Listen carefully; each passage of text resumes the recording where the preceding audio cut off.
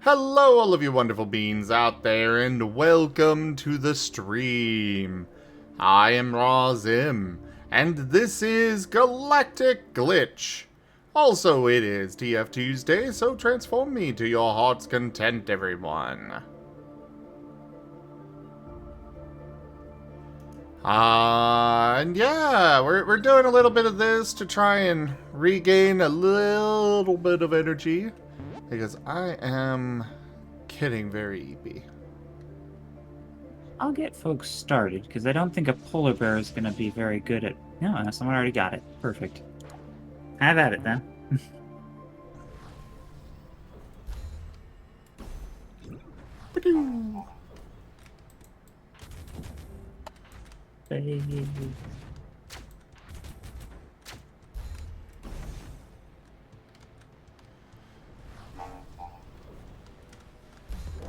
Yeah, remember, you like this game because you can grab stuff. Yes, and I forgot that I changed my gun. Oh. Oh, right. How do I do this? Not that. You thought it was going to go whoosh, and it went flom. Wait, why did that not break? Hmm. Oh no!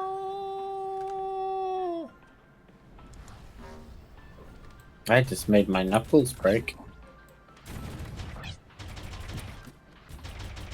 Crack or actually break? Yeah, there's Crack. a distinction. Oh, okay. That was no big deal. Knuckles break is bad. Just very, very, very, Yeah. very, very big cracks. So if it's the popping and everything, you're popping your knuckles. If you break your knuckles, I'm afraid you broke the bone. Yeah. I know. I was just, it was loud and it sounded like I broke them, so I said it that way on purpose. Yeah. Yeah. Terrifying everyone in the VC, I see. Yeah. Well, that's what I do. It's okay, you're cute. You can get away with it. If you... Aw. Yeah. Mow. Serenity's gift, eh? Yes, I will take freebies.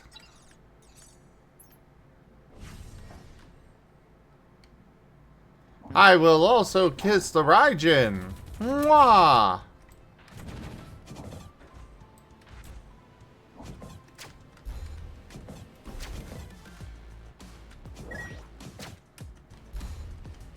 Ba-doo! Oh, a hunt spirit. What was that? One of the Call of the Hunt events on Path of Exiles. I just came across it. Oh. Oh, you multitasking.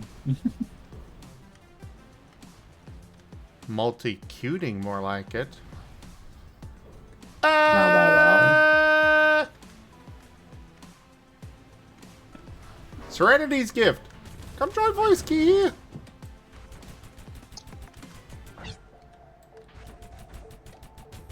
Yeah, it's fun up here.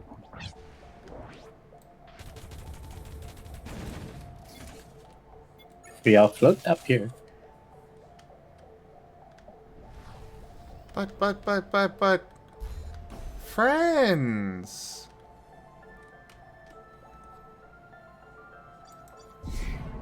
Friends want the friend-shaped key. We want the friendship key always. The key to go into the friend-shaped holes.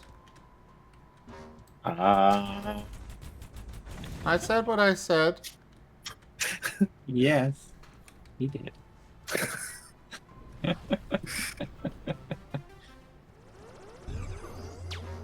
How come you never say that to me? I say so many things to you, don't even give me that. Don't touch me there. This is my no-no square.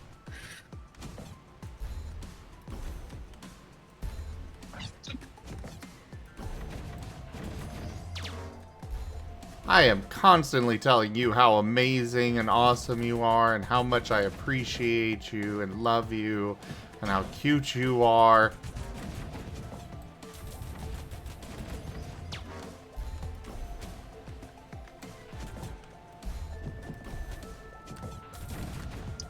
Baboosh!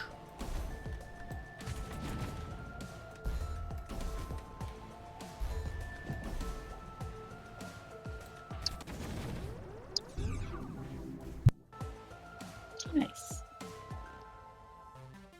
Yeah, baby!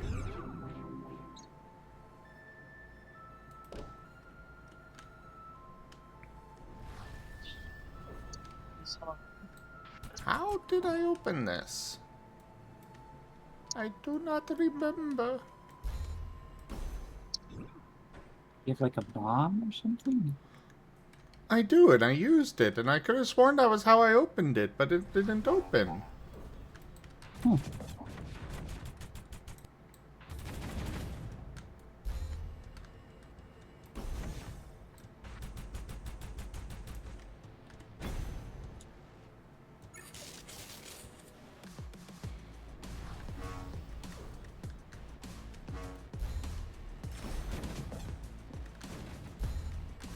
Ba-doom. Ba-doo. Ha ha ha! Oh god! Hello, missile! Gonna be right. What was that? I'm gonna be right. I'm gonna be right back. I gotta go rinse the restroom real quickly. Okay. Good eye. Bye forever. We'll be seeing him tomorrow. I'll be seeing him in like 2 hours. Oh, wow. Less than that. Well, that's exciting. Is it? Doesn't it mean you're going to like your convention soon? Well, yes. That's exciting. Is it? I don't know, never been. We will Sounds fix exciting. this. We will fix you, Guru. But he's not broken. Oh, okay. Hey, you gotta be careful saying that to Caden. I said what I meant to say. Ow! Don't Ow! try to Sounds very fix much like me. karma. I'm not broken. You're right. Hello, You are cute. I am your man. So to talk to.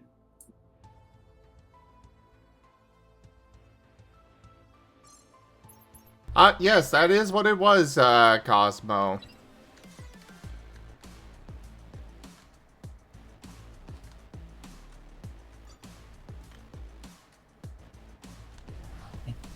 I think Zim is going to sleep soon. I don't think Zim is. I got about 2 hours left. Yeah, you're gonna sleep on the ride. Also, Brian is going to be getting here and, napping when he's here Oh, okay. before finishing the drive. That makes sense. Also, holy crap, my reaction times are not up for this game.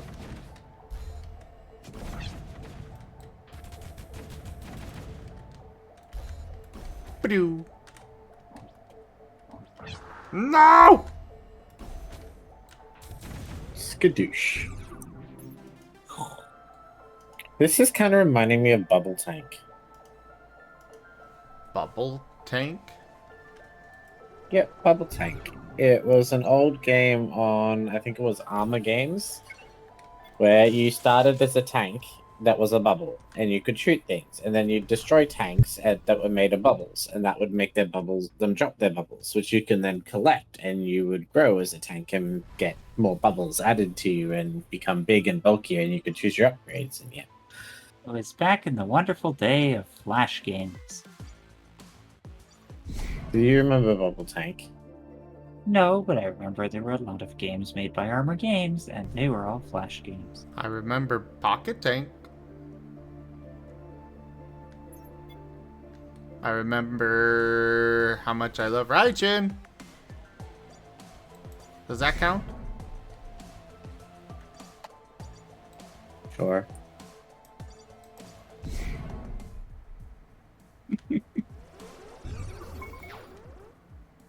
That's such a nice thing to say, though. I'm sure Raijin appreciates it. Ow!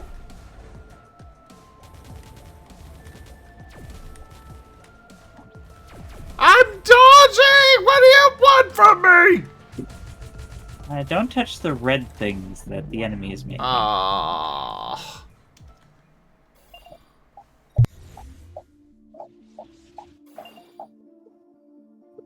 Wow. Is Brian duking? No, it's just away from it. I hear what sounds like a mobile game going pop up, pop up. Nope, sorry, no, I forgot something on my car. Oh. So that was my car telling me, hey, you should probably fix this. Oh dear. We're good. I fixed it though. Good. Ah, so Brian got fixed. Understood.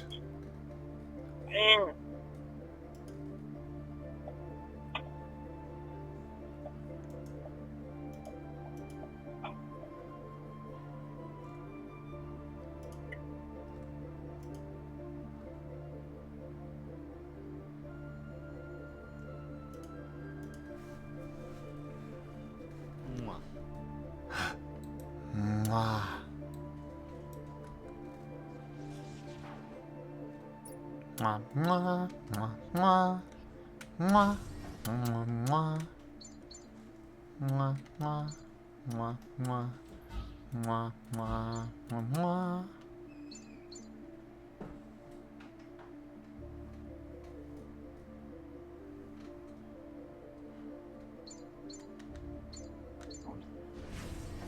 You know, I'm not an expert in this game, but I think repeatedly kissing me is going to make you slightly less efficient at playing. Do you want me to stop?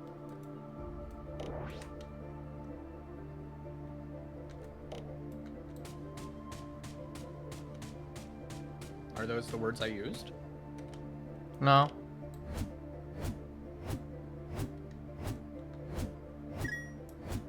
I think it has a positive effect on Zim's morale. Exactly.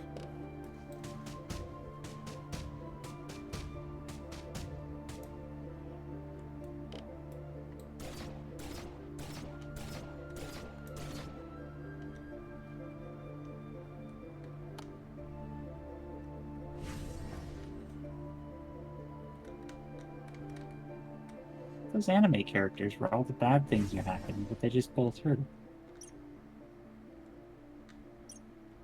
Because they think about the people they care about. Works in anime all the time.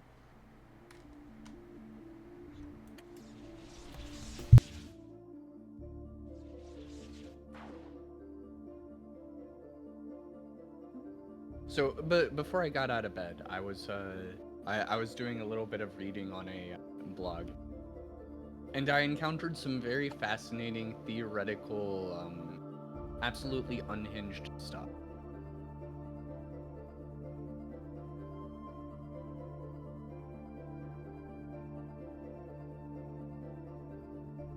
Do you have any idea how little that narrows it down?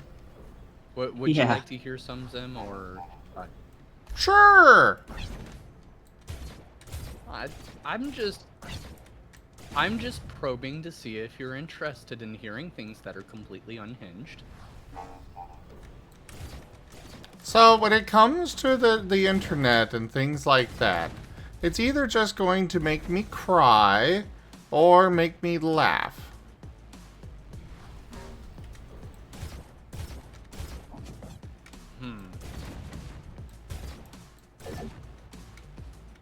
So I guess the question is that your goal I wonder to about make that. him cry or laugh?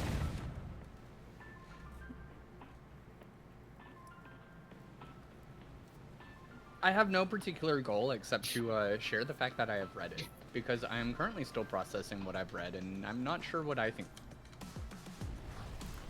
Well then, Hats. share. Soundboards. So, basically, there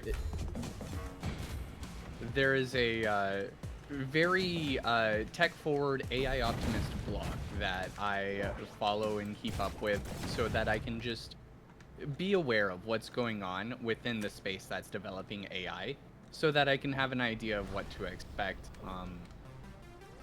as things are going. And from time to time, this person will also post things that are very philosophical in nature. So today they posted an article that was basically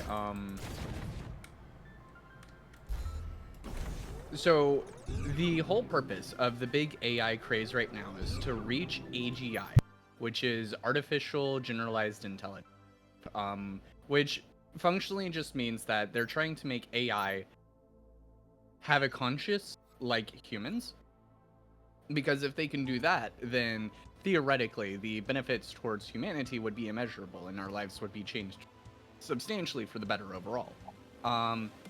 There's a whole bunch of critics to this argument about how the current AI models aren't actually trending anywhere towards AGI, but are instead just getting increasingly better at pattern matching to make it seem like they're smart when all they do is, I mean, they're an LLM, so all they do is just pick the most probabilistic best word to sound like they know what they're saying.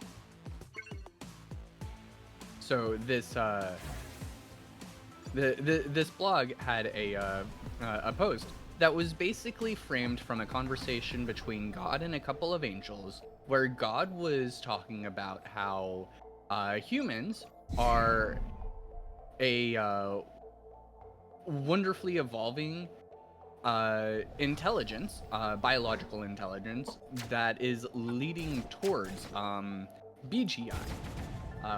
With the insinuation that we as humans are not yet at BGI, because there are certain fallacies that can be utilized to bypass certain modes of thinking, as well as, various biases that people encounter and stuff like that. Like, for example, the common famous trick question, what's heavier, a pound of bricks or a pound of feathers? Ah, yes, that one. This is mirroring a trick question that's commonly used against AI LLMs, which is to ask them to count the number of B's in blueberry, or the number of R's in raspberry, or similar things like that. Because even though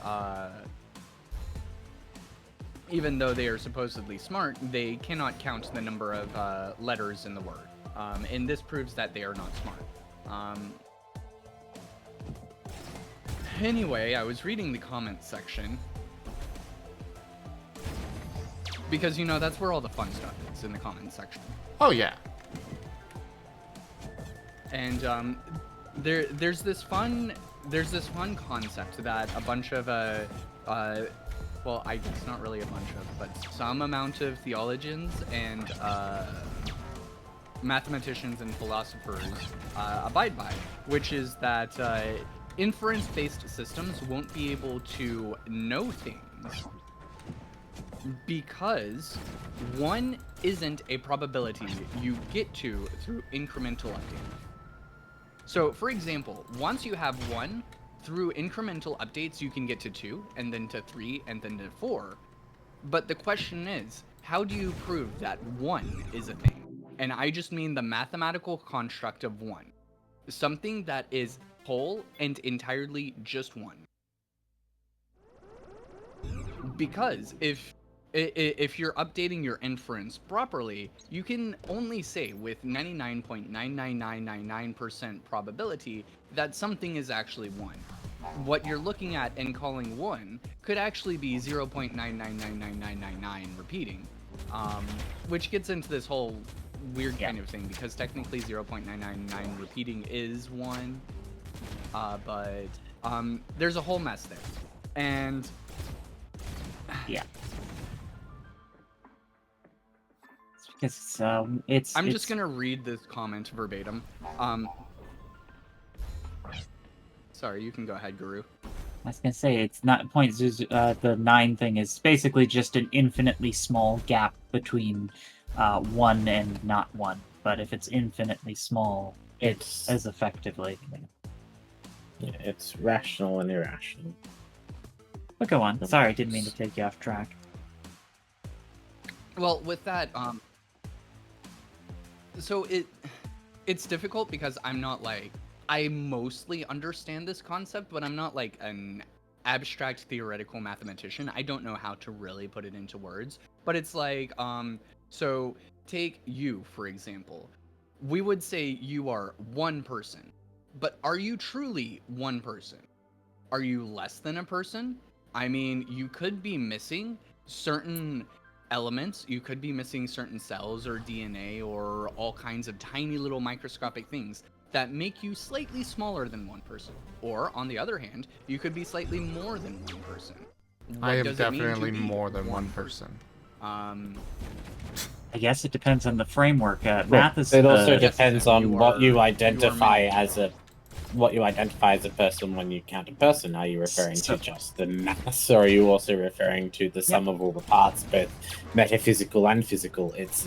And it boils down to math is a mapping system for reality, and ultimately, depending on what your frame of reference is, that map or measuring system can be applied to navigate reality. And so it would be the answer based off of your frame of reference. So you'd have to define what a person is to determine whether or not someone is one. So the Or point less. here is that the point here is that if you are an inference-based system, you can't know what one is because you can't get there through incremental update. You're just always going to get a smaller gap between 0.9999 repeating and 1. You won't ever actually reach the point where you make the decision that yes, it's an infinitely small gap, therefore 1 must exist. Or, you know, on the flip side, 1.000 repeating 1, you know, the other way around. But this all leads to this banger of a comment that reads, I'm at 1, it's dope, it allows me to take risks others can't imagine. I bet you have it too. How much would someone have to pay you in order to torture a kid? If the answer is I would not do that for any amount of money, congratulations, you've gotten to 1. Okay then. What? Okay, those were words strung together. That was generated by an LLM?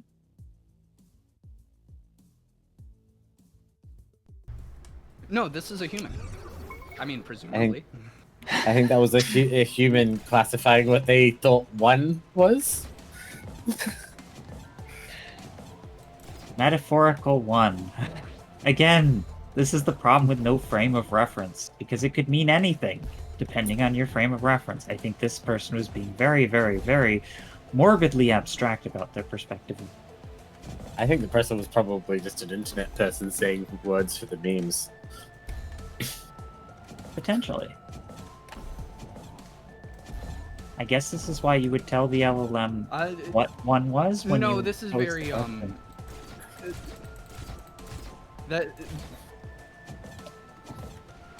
That was a very unironic insinuation. So here's how the conversation further developed from there. The first person that responded said that it's evil to torture, it's evil to refuse to torture a kid if it's a large enough sum of money. Because What? if it's a large enough sum of money, you could then take that money and redirect it to prevent the torturing of more kids in the future. Ah, this is where we're getting into the different schools of philosophy now. Their counter-argument was that the fundamental understanding that everyone has, that no amount of money is worth that, is the 1. So that's their frame of reference, I guess. Yeah.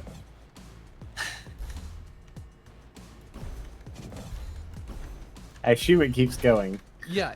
Keep Oh, in yes. mind that while we're having this moral argument, this is all relating to whether or not one is a thing.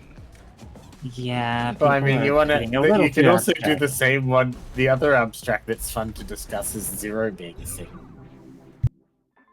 Huh. That reminds me of that Young Sheldon episode. I mean, it's like true though.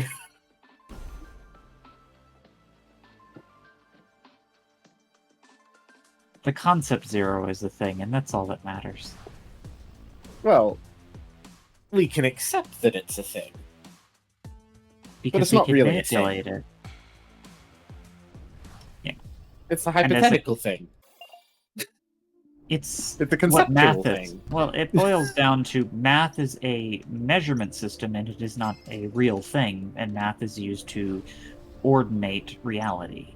And so, because of that, zero is just another notch on that ruler. So it exists as the notch on the ruler in math.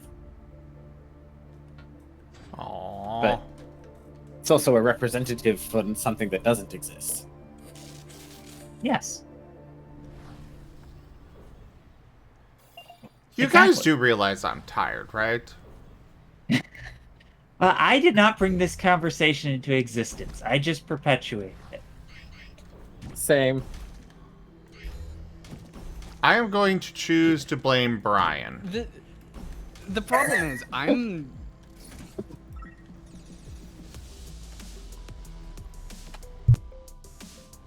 Well, this game got organic and I'm sure squishy this is a fast. great conversation for him to be listening to while driving.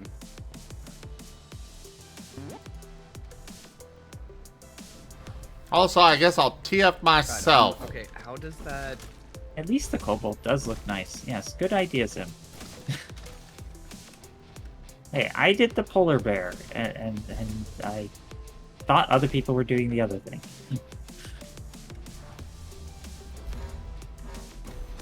But go on, Rajan. Didn't mean to interrupt. This is kind of related to a very interesting moral dilemma. I'm trying to remember exactly how it's framed because it's very important, but I think it goes like this. Say you are walking in the woods. There's no one else around, and you are by a river. In the river, you see that there's a child... In the river, you see that there's a child that's drowning. Saving them will cost you nothing, but also you can just walk on and ignore them, and you won't be impacted in any way whatsoever. You won't get in trouble. Is it your moral duty to save that child?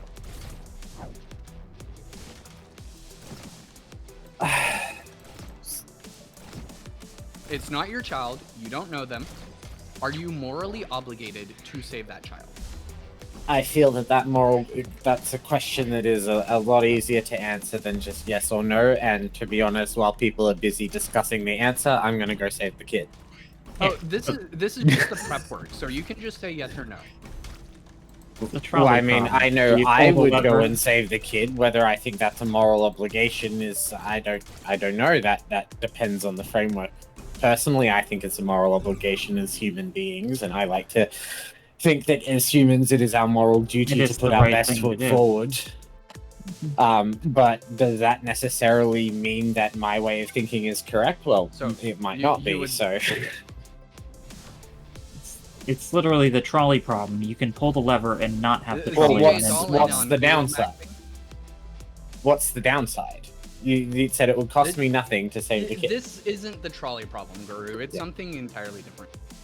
So, Yes, I think it is our here's responsibility where to we're save going the with kid. this. You have decided that.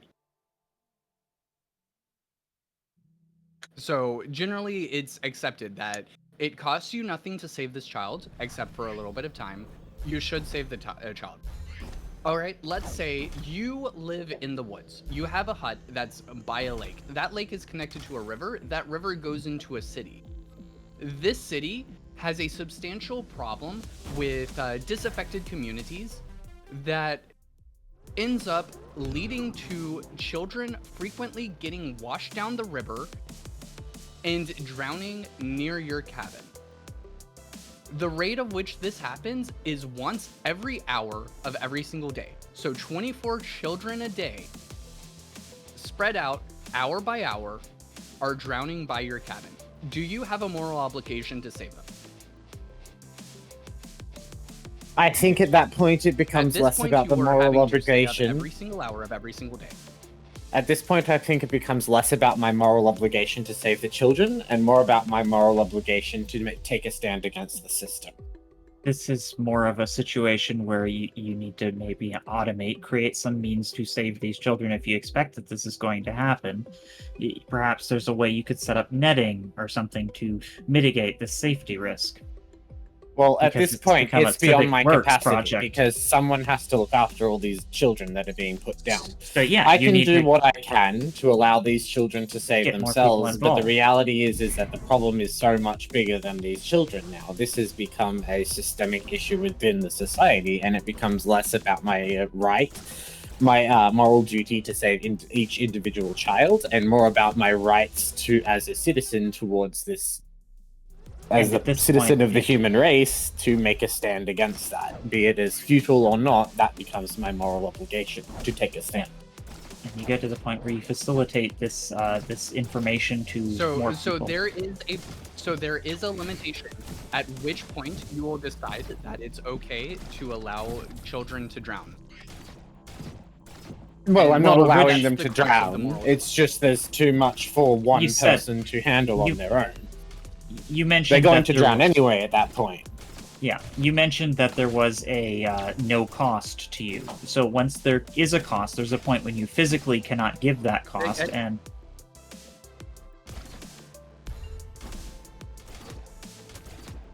before you get to that point, you want to. This entire thing is basically just to demonstrate the idea that despite our moral framework, there is ultimately a point where infinitesimally small costs can eventually add up to being something that's too great for one person to bear, as well as a certain point where a number of lives lost starts being a personal moral obligation and more of just a statistical anomaly. And what that point is kind of different for different people. Generally, most people would agree, yes, you save that one child in the woods. I am not following But this it just- conversation at real all, life but it really is isn't feeling all like clean. it's feeling like one of those moral traps. I get what the question's doing. The question's basically asking, when does morals becomes ethics?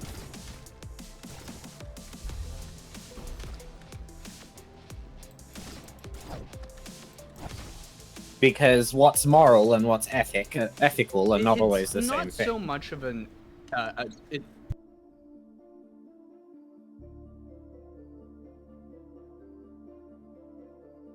Go ahead, Raijin. Sorry, I wasn't trying to belittle the point. I was just... it's not so much a moral trap, it's just an interesting it's just an interesting failing of our moral framework that generally most people would agree that they're not okay with sacrificing basically their entire, like, they'll do a good thing once, but when it has to consume their entire day every single day without a sign of it stopping, it gets kind of questionable, and that's when the moral framework kind of breaks down. And it is sort of an ethical thing at that point. It's more just to demonstrate that there is that point where it breaks. And it does a better job of showing that than the trolley problem. Because, you know, when you ask someone the trolley problem, it's Just you binary get choices. a whole bunch of different answers, but it doesn't really demonstrate It's- the... Yeah. It's quantitative. It's, in this instance, would you do this or this? And it doesn't speak of the other thing. Whereas this one kind of provokes the thought of, okay, this problem is getting beyond my means of being able to maintain.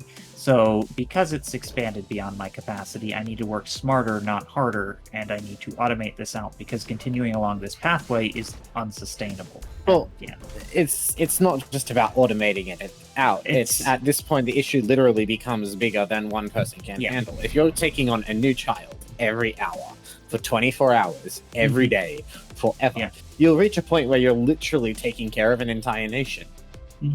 And that's eventually where you get to that point where you're making those tough choices, like who's allowed to be saved on the escape pod, the captain question. Well, that's when you come down to one of two things. One, you start your own society where child labor laws are allowed so that you can start developing your own societal construct and industry that's separate from what created the situation.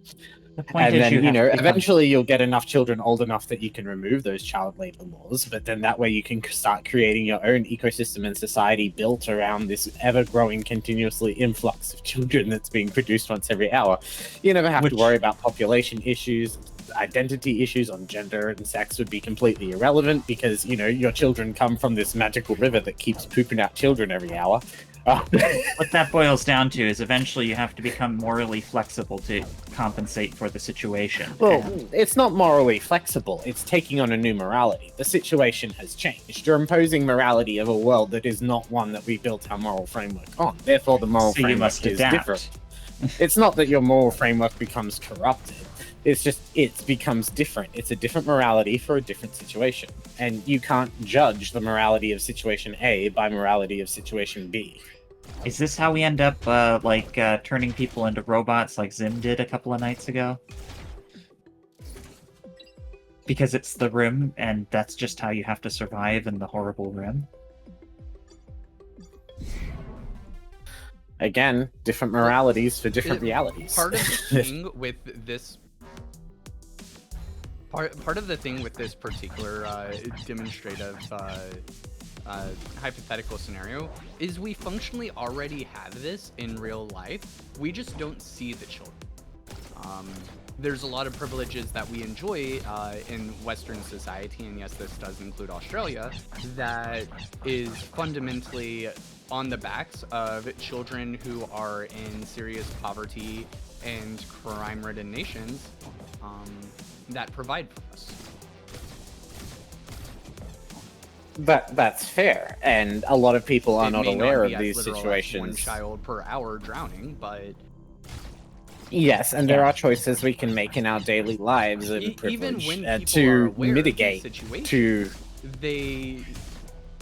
Yes, and we can do what we can, but unfortunately we're stuck in a system where it doesn't really matter what we do because we're not the ones who are empowering it. Even if we take all the steps we can to avoid the empowering of it, it's going to get empowered because our very nature of existing in this country. It's made by the decisions of people above us. So we can stand up, we can make our voices heard, we can do what things we can do, but at the end of the day, it is entirely out of There we go.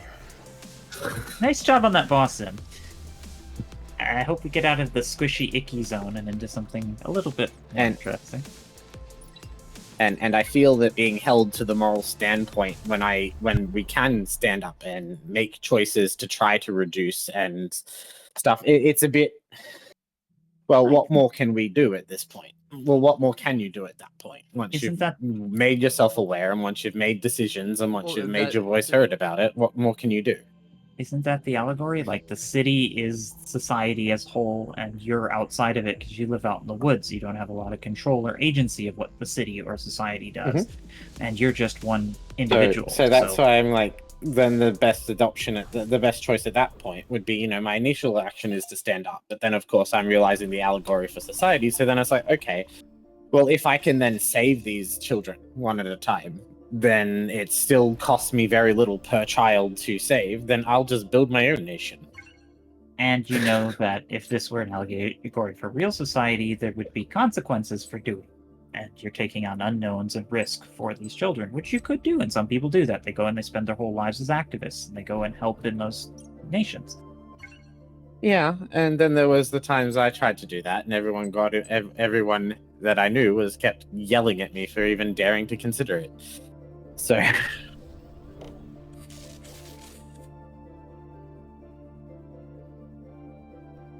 can we move on from this because I feel like tensions are getting high?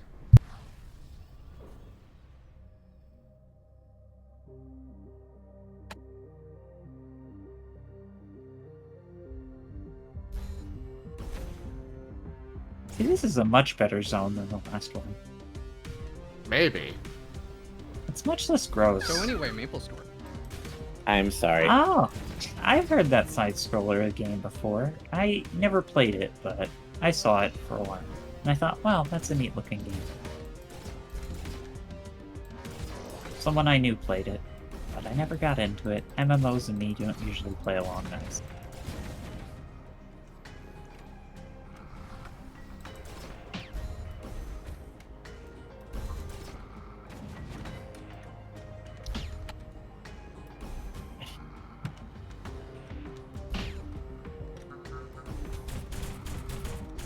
I have no idea what's going on with all this. You're fighting robots again, and it's wonderful.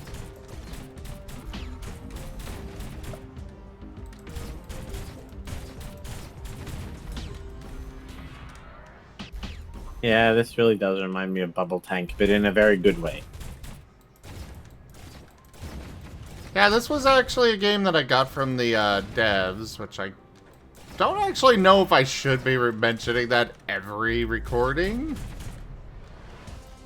Yeah, I remember. You didn't know if you'd like it at first, and then you started playing it, and you found out you could throw stuff, and it was like, wow! I remember. It is very fun. I'm never going to get good at dodging, but... Generally, you wouldn't need to specify it unless you're actively, morally speaking, if you're making a review of the game, it's a good idea to mention that you got the game for free, because people make a lot of decisions based on cost-benefit analysis, so Yeah. it being free can influence your review, Fair. as well as if you're doing spawn content. But outside of that, there's not really any need to mention it unless you want to talk about how awesome and general the devs are and how they should, you know, hang out more like everyone else.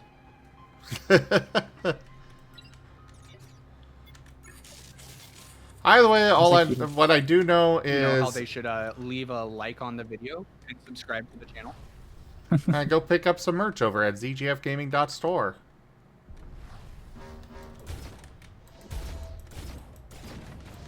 But, yeah, And sorry I called your second section a little gross. I like your first and third section. yeah, I only agreed to play one session of this, and, well, as you can see, I'm enjoying it enough that I am continuing to play it.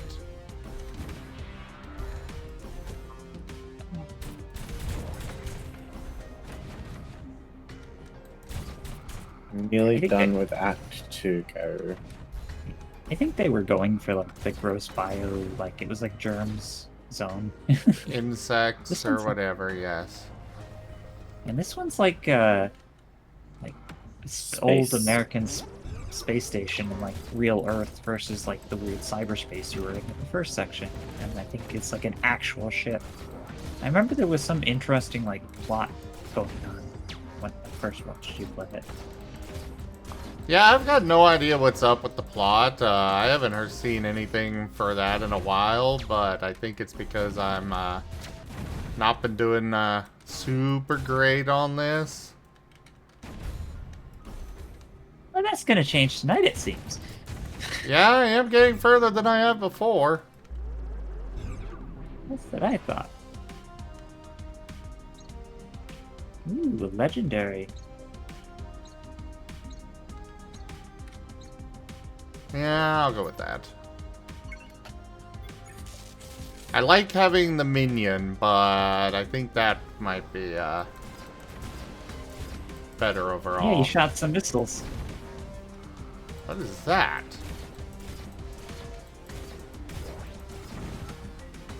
It's Ooh, a weapon blueprint. Cool. Oh, you figured it out. Yeah, you had to use like a bomb. I don't know why that first one tonight did not do that. Oh, when you enter a new zone, you shoot missiles. Oh, that's It's kind of every cool. new wave of enemies. So if new ones spawn, I get a, I get to launch some missiles. That makes sense. Mwah, the right.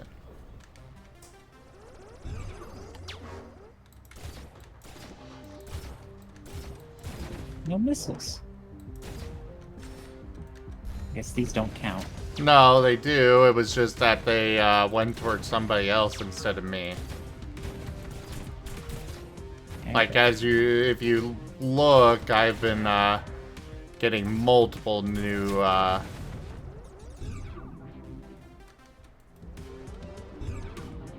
I've been spawning a lot of new ones. Do you guys like the squirrel?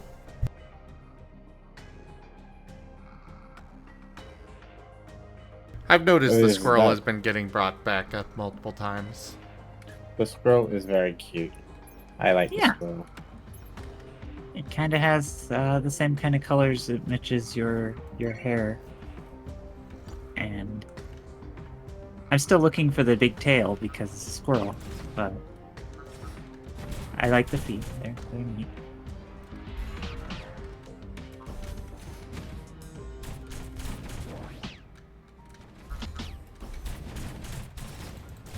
It reminds me of like an elf, which makes sense because a lot of times What? squirrel archers are depicted a lot like elves.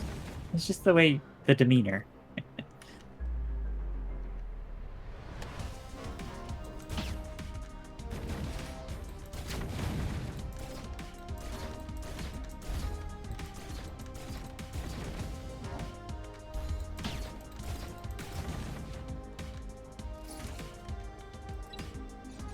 I need some health.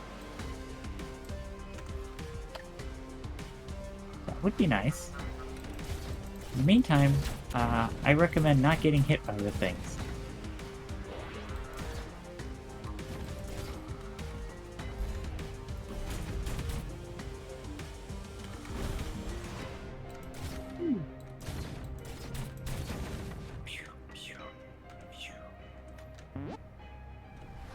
Oh.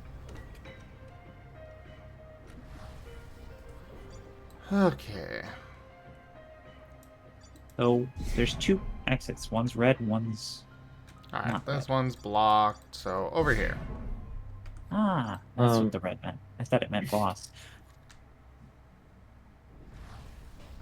What's up, Kurai? I might head off and start to wind down because I'm pretty exhausted from today. And Okay. Okay. And I will probably will need to take Garu with me.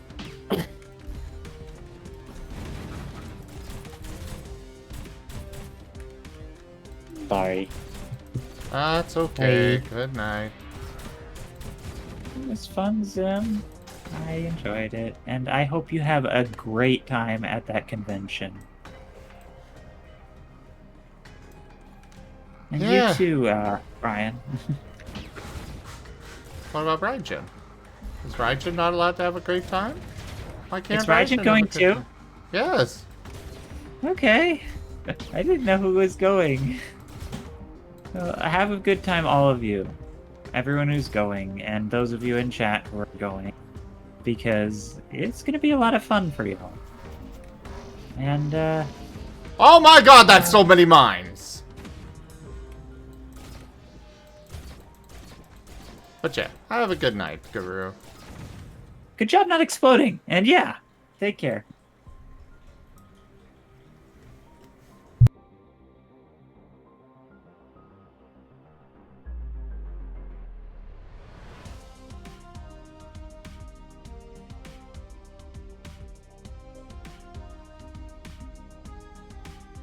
Pat the Zim.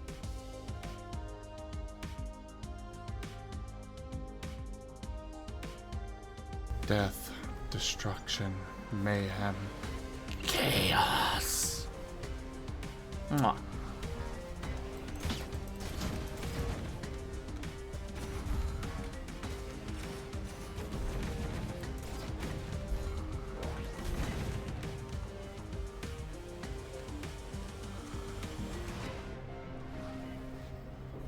Ah, we're to the actual boss.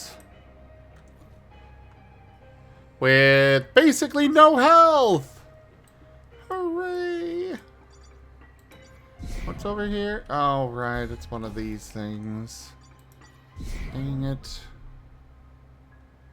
Well, here goes nothing.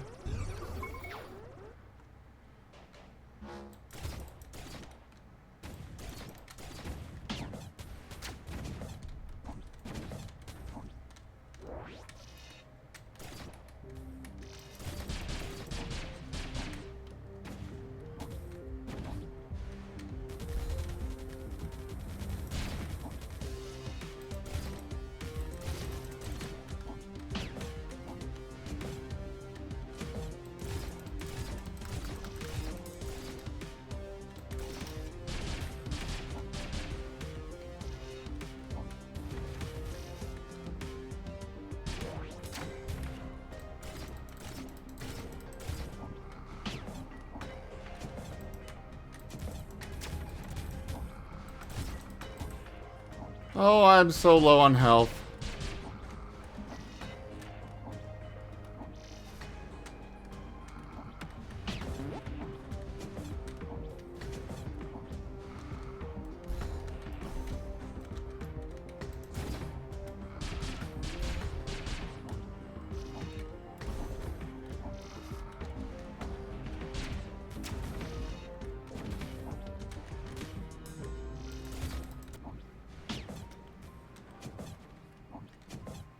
Oh, God.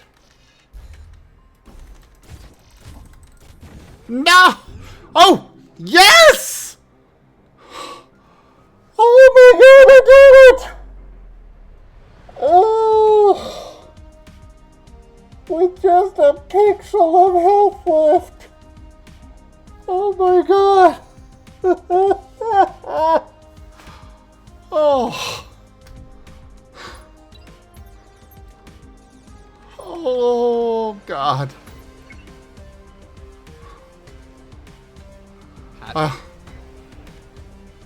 Onwards! Joke.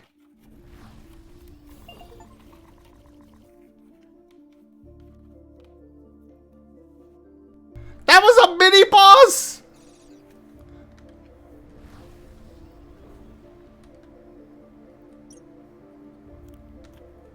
Moderation. Wow.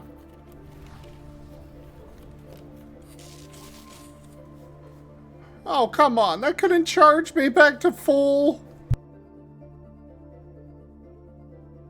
Hi, Secret Roo. Oh, now I'm going to the boss, I guess.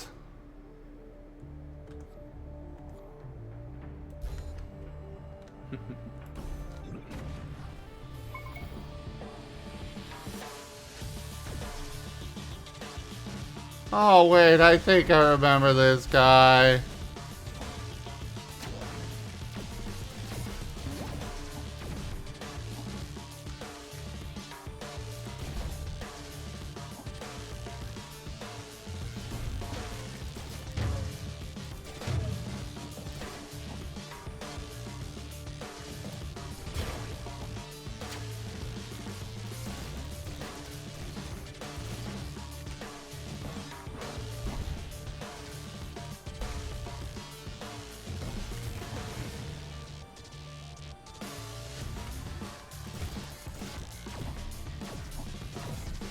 Oh, yeah. I am so dead.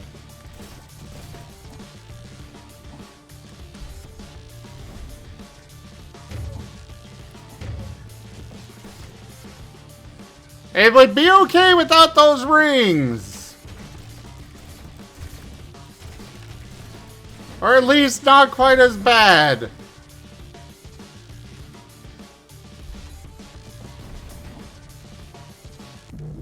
No!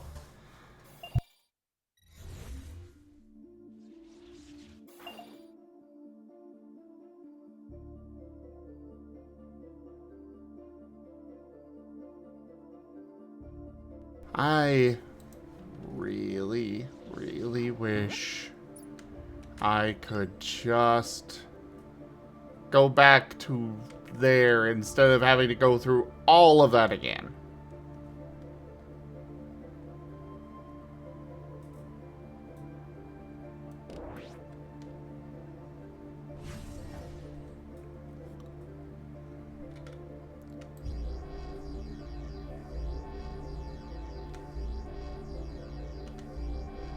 Okay, I kind of approve of this.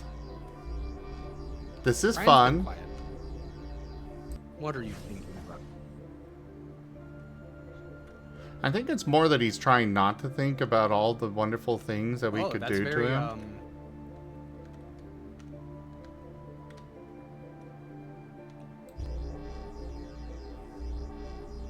What's up? That's a very lurid weapon you have there, Zem. I'm sure it'll be fine.